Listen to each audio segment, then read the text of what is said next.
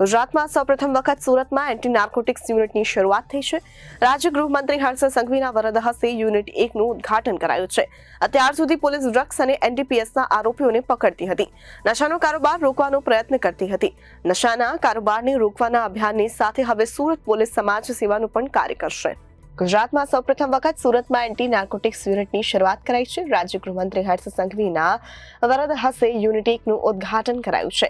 અત્યાર સુધી police drugs અને એનડીપીએસમાં આરોપીઓને પકડતી હતી, નશાનો કારોબાર રોકવાનો પ્રયત્ન પણ કરતી હતી. નશાના કારોબારને રોકવાના અભિયાન સાથે હવે સુરત પોલીસ સમાજ સેવાનું પણ કાર્ય કરશે.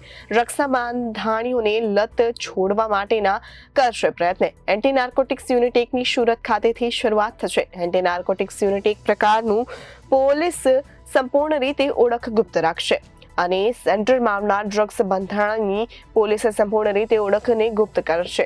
તેની સામે કોઈ પણ પ્રકારની કાર્યવાહી કરશે નહીં. નશા દલદલમાંથી બહાર લાવી જીવન સુધારવામાં મદદરૂપ બનશે.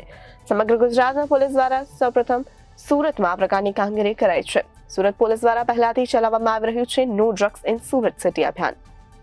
જોડાયેલું આ નાર્કોટિક્સ યુનિટ દ્વારા કોઈ બી યુવાન જો ડ્રગ્સના નશામાં ફસાઈ ગયો હોય તો એના પરિવારજનો જો યુવાનને ત્યાં લઈ જશે તો એને અલગ અલગ ડૉક્ટર્સ તથા સરકાર દ્વારા જે અનેક સંસ્થાઓને જે માન્ય કરી છે એ માન્યતા ધરાવતી સંસ્થાઓ જોડે એ દીકરાને એ યુવાનને ડ્રગ્સની લટમાંથી બહાર લાવવાનું કામ બી પોલીસ દ્વારા ચાલુ કરવામાં આવ્યું છે. આજે એનું બી હું ઓપનિંગ કરીને આવ્યો છું અને આ પ્રયાસ આ રાજ્યનો પહેલો પ્રયાસ છે એ તમારા સૌ માટે સુરત શહેરમાં વેસુ પોલીસ સ્ટેશનમાં ચાલુ કરવામાં આવ્યો છે. આમાં કોઈ બી બાળક કોઈ બી યુવાનને લઈને અગર પરિવારજન જશે તો એને ચિંતા કરવાની જરૂર નથી. એની ઉપર કોઈ બી કેસ કરવામાં નથી આવવાનો કે એનું નામ બી કોઈ બી પ્રકારનું બહાર નહીં પાડવામાં આવે એવી બી વ્યવસ્થા આપણે લોકોએ કરવામાં આવી છે.